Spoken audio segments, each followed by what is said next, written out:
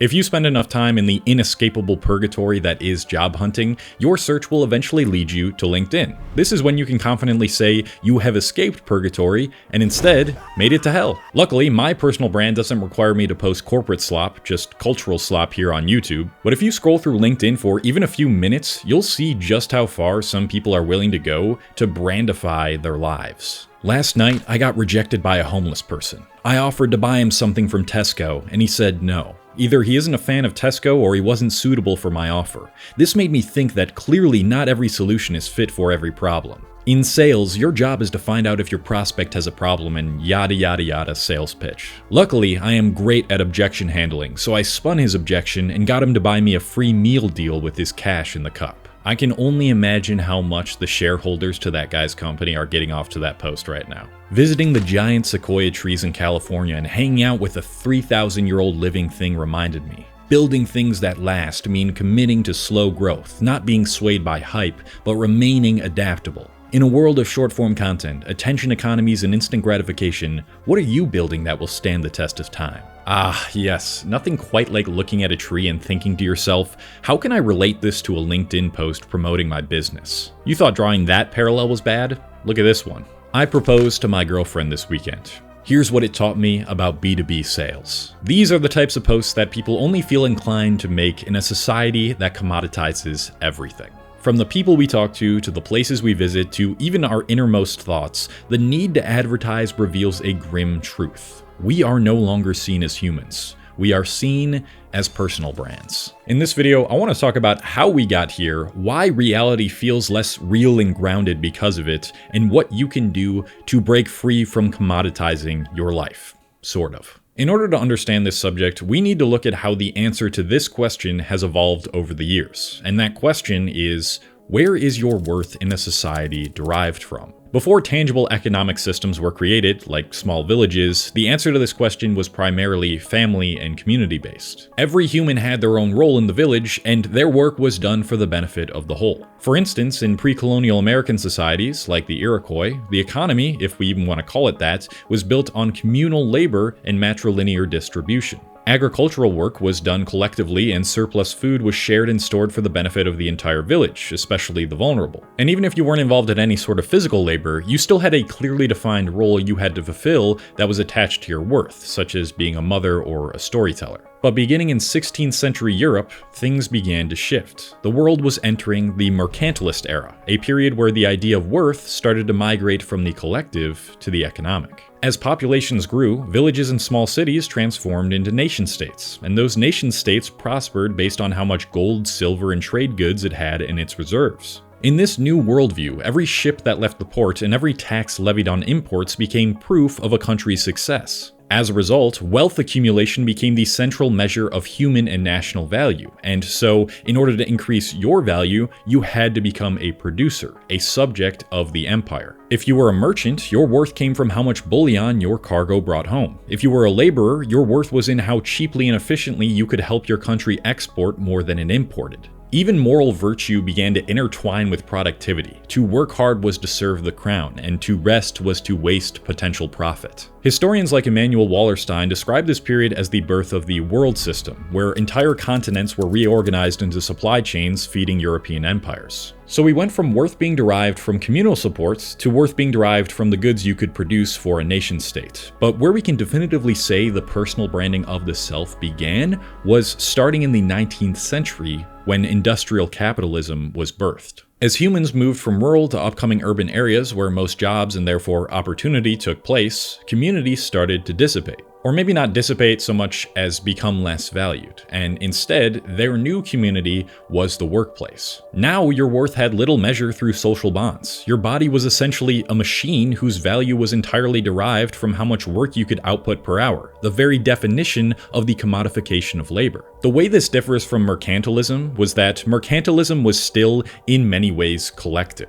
Under mercantilism, you were still a subject of the empire, working towards national accumulation. But under industrial capitalism, the state gave way to the market, and production was a personal pursuit of profit. Your value as a human gets replaced entirely by labor, and your sense of identity becomes indistinguishable from your work. An industrialized society acknowledges that we all depend on one another in order for things to keep moving forward, but that dependence comes entirely from our job titles. And now, the Industrial Revolution and capitalism have evolved so much that our value is no longer extracted from our labor, but rather our image and identity. I need to look good and fresh shaven for these YouTube videos to protect my image, and that's why I use today's sponsor, Henson Shaving. I remember the days when I'd use my dad's multi-bladed razor before school. Nothing quite like coming into first period with a scab on my face because of a dull blade. The problem with tools like that is that they not only cause a lot of waste, but they also create a lot of irritation unless you're using a brand new razor head with a ton of cream. But Henson got rid of this problem for me. It's an aluminum old school body with recyclable razor blades that cause way less irritation than the multi-blade brands due to their design.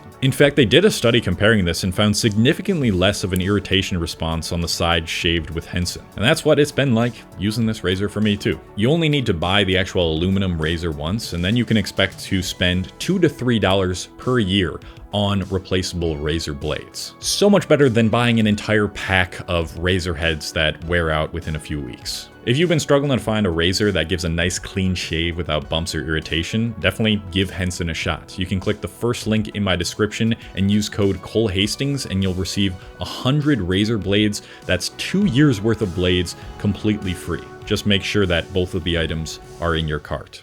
This advancement of value and worth from labor to identity is what many refer to as neoliberal capitalism. And as I talk through the neoliberal capitalist world we're currently living through, I want to use a case study to amplify my points, which is me and my journey here on social media for the past 9 years. When I first got into YouTube in mid-2017, the phrase personal brand was being thrown around everywhere by gurus like Gary Vaynerchuk as the quote, future of business. The idea was this: document your life's problems, use that raw vulnerability to build trust within your audience, and sell them solutions to their problems by showing them how you've solved those problems yourself. In pursuing this lifestyle, I didn't have to report to a boss. I didn't have to have a business in the traditional sense of the word. I could prosper financially if I simply just monetized my existence. This is essentially what a neoliberalist economy thrives on. It is free market capitalism, where the core belief is that market competition is the most efficient way to allocate resources and create prosperity. Public services become privatized, government rules and regulations on businesses are reduced, and the labor market becomes increasingly complex and unstable. And so the only way to survive is to revolve your entire identity around your work. Now, a neoliberalist capitalist economy could have developed were technology to have not evolved in the way that it did, but in the current way that it did, this market thrives on one thing above all else: attention. In short, the more eyeballs you have on you, the greater chance you have of becoming wealthy. With what little capital I had, being the 20-year-old kid in college that I was, if I wanted to avoid trading my time for money in someone else's company, I needed to make the idea of Hastings into something thousands of people could connect to. In other words, I needed to make my life synonymous with the word content. So that's kind of what I did. I started by relaying lessons I'd learned from a few popular self-improvement books I was reading, and my brand and identity shifted towards self-improvement. Slowly and subtly, this began to reflect itself in my actions. Now, with everything I did, I'd ask myself, what can I learn from this? Not a bad thing on its own, but when you pair that with the question, how can I make this lesson into a YouTube video, you can start to see how my personal identity started to become indistinguishable from my business. This is what French historian and philosopher Michel Foucault calls Homo Economics, or the entrepreneur of the self. The entrepreneur of the self, the manager of the self as human capital in competitive society, is the subject who corresponds with the pure competition market conception of society. This means constant self-monitoring, performance evaluation, and a drive for personal wealth maximization, which is reframed as a moral practice. One of my earliest popular videos involved me conducting a 48-hour water fast, something I would not have even considered were it not for both the content I consumed regarding the topic and the content I could make showcasing the results. I got that immediate feedback in the form of likes, views, and shares, and that attention fueled part of my self-worth. It's important to note here that humans are wired to seek validation to some degree, and it's important to at least get a little bit of positive feedback from other humans to judge our worth. But in the social media neoliberalism era, that judgment is much less about the tangible impact you've made and much more about how good you are at grabbing the attention of a large enough group of people. Though I didn't end up doing any more fasts, that first small viral video gave me enough of a glimpse into what the future could be like if the Cole Hastings brand kept growing. Later that year, I ended up buying a vlogging camera and switched my content to be primarily around fitness. And again, my actions followed. Full day of eating videos became the center stage of my channel. They were the ones getting the most views. I'd bring my camera out grocery shopping, filming the entire process from what I picked and why to how I cooked it to eating it. Talking to the camera during this stage was a little awkward. You can see in my old videos just how much I was elevating my personality to appeal to the audience and the algorithm. What is going on, everybody? It is your man Stunkel Brizfark back with another video. This is another result of the commoditization of the self. Making your brand image, and therefore your identity, more appealing results in a greater amount of time spent performing in order to get the most engagement and therefore make the most money. But I will say, some of that performance did influence me positively in the sense that I learned how to get better at cooking through all those videos, and it taught me how to be more sociable and lively even when I didn't want to, which I think is important sometimes. But that being said, once so much of your life and identity is attached to the perception of your fan base that only sees you through a certain lens, that can completely warp your desires and intentions. A part of me really wanted to expand what I talked about and the image I portrayed online. I thought it might be cool to start filming other experiences, such as going on vacation, and I really tried to inject more of my creative soul into those types of videos. But those videos always performed worse on my channel than the full day of eating ones, simply because my audience was uninterested in them. It kind of felt like people were rejecting my true self, and for a while I think that stopped me from pursuing cinematography more and developing it as an integral part of what I love, because once you accept that you are a brand, your behavior changes. You curate experiences to feed the brand, and you even choose how you feel or what you think to align with brand identity. Slowly, more and more of your actions serve the purpose of providing value to the consumer of your brand rather than the self. Like I said, maybe not too bad in some contexts, but it can become a real problem when there is no separation between your brand identity and your real identity. By the time late 2020 rolled around, I had shifted the Cole Hastings brand from fitness back to self-improvement, and this is when I received my first big break. My video on nofap, cold showers, and journaling for 90 days started blowing up around No Nut November, and my channel went from 1,000 to 10,000 subscribers within a month. From that point onward for the next couple of years, Cole Hastings would come to be known, at least to people who didn't know me since high school, as the nofap guy. People would DM me for advice on how to not ejaculate. They'd ask me how to consistently get into the cold shower even when they didn't want to. And one of my sister's friends even reached out to her with a screenshot of my video with the caption, "Is your brother the nofap guy?" So what did I do? I embraced it. If this is what the people want, this is the Cole Hastings I'm gonna give them. And the few videos I made following up on this topic also put up very good views, signaling that I should keep going down this path. During the same time period, which was like late 2020, I think everybody at this point was feeling the heat of needing some form of social or online credibility in the form of like a personal brand or a social media account or a portfolio. COVID wrecked the unemployment rates, and more people were beginning to realize that the gig economy of working for yourself was here to stay. And unless you were just trying to be a DoorDash or an Uber driver, you had to signal value by building a following, at least maybe on LinkedIn for the people who have like traditional jobs. It was the perfect time for me to finally make a decent income off of my personal brand, and so I went all in. I moved to Las Vegas to live with a couple other YouTuber friends for a few months, and almost every time I went out, I would have my camera with me. If something bad happened to me, before I could even learn anything from it, I'd be asking myself, how could I make content out of this? And that started to influence my personality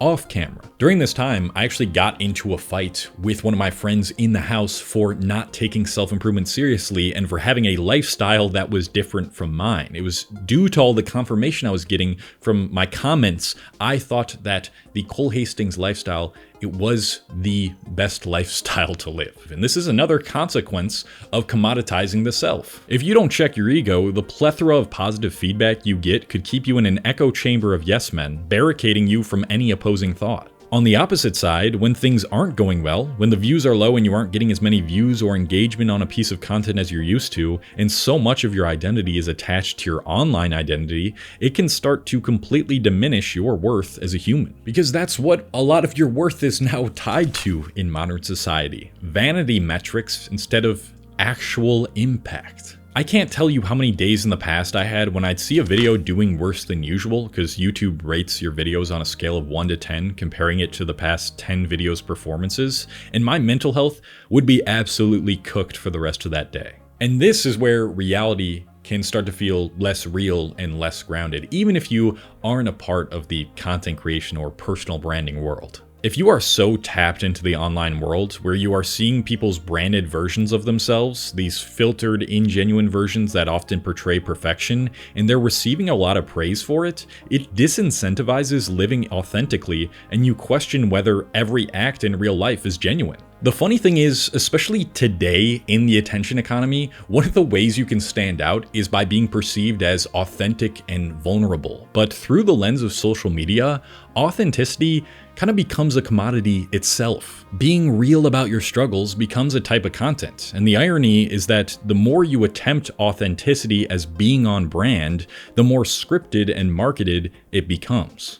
It's like, I feel like, I don't know, I'm fucking doing that on this video right now. I'm guilty of it. If you're constantly consuming people's authentic selves when deep down you can tell there is something theatrical about it, it starts to warp your perception of what's real. You begin to develop this low-grade paranoia that everyone, even the closest people to you, is performing for some invisible audience. We can see this vividly on LinkedIn like I showed, as if all our most human moments are now the greatest opportunity to amass a following or increase the likelihood of getting a job in the name of promoting realness. Over time, this can all make us less trustworthy in each other, which I believe at least partially explains why more people in America are losing trust in one another. I don't know about you guys, but I feel like it's very hard to trust when something is being done to commoditize authenticity versus promoting it because it's genuinely who you are and you think it can actually make a good impact on people's lives. Though I do know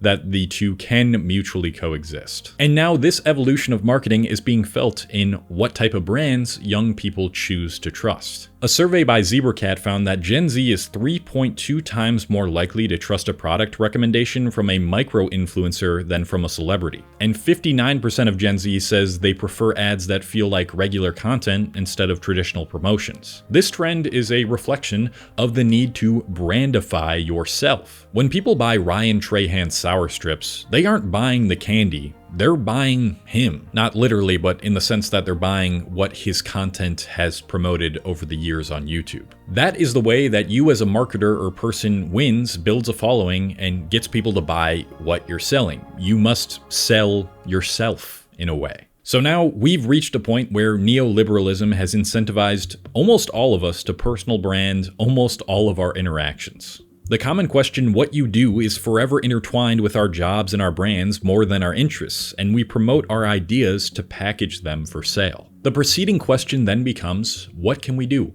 Or what can you do? Is this better than buying from big corporations? Well, maybe in a sense it is. Someone with basically no money, with no traditional business background, can build a following online and amass wealth through that. And there's positives to that, but like I said, there's also cons. Unfortunately, to be at least somewhat of a brand in some sense, whether that be building a business, your own business, or even finding a job, is somewhat inescapable at this point if you want more opportunities and to not be broke. I really hate to say it, but in this current economy and culture, many people are going to judge you based on superficial qualities that signal some sort of status or credibility. And to stop that from you going absolutely insane and wanting to just say, fuck it with this world, you just need to make sure you don't go down the spiral I was going down and keep some parts of your life private and completely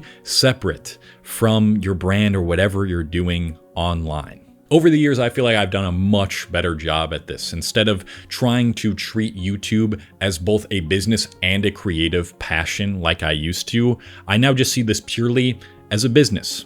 This is not my life, this is a business. And let me tell you, that has done wonders for my mental health. Because now if a video performs poorly, yeah, I'm still gonna be a little bit upset, but this channel is no longer attached to my self-worth. My sense of identity is no longer really in this channel. So if a video does bad, it's not as if the internet and all these people are rejecting me. I've created so many other avenues completely separate from my personal brand that bring me fulfillment, like my wife, and writing my novel, and filming just for the sake of filming, and hanging out with my friends, that will never be tied to this. And if you're someone who's struggling with the idea that you feel like every part of your life needs to be a branded commodity, you should really establish those boundaries so you don't end up like the old me. Beyond that, I can't really give you many solutions. I do think we're entering an era where authenticity and realness is needed more in real life, and people just want to get off the internet more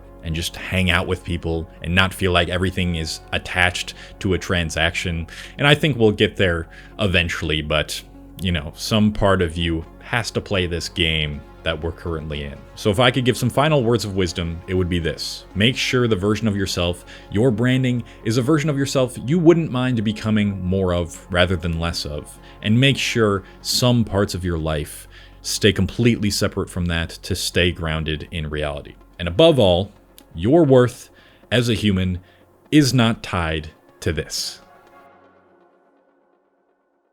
Let me know your thoughts about all this in the comments. If you enjoy my videos, you can check out my video essays on modern issues, and just love people and just love life and just enjoy life, because I don't know, things are going to get worse and they're going to get better, and that's life.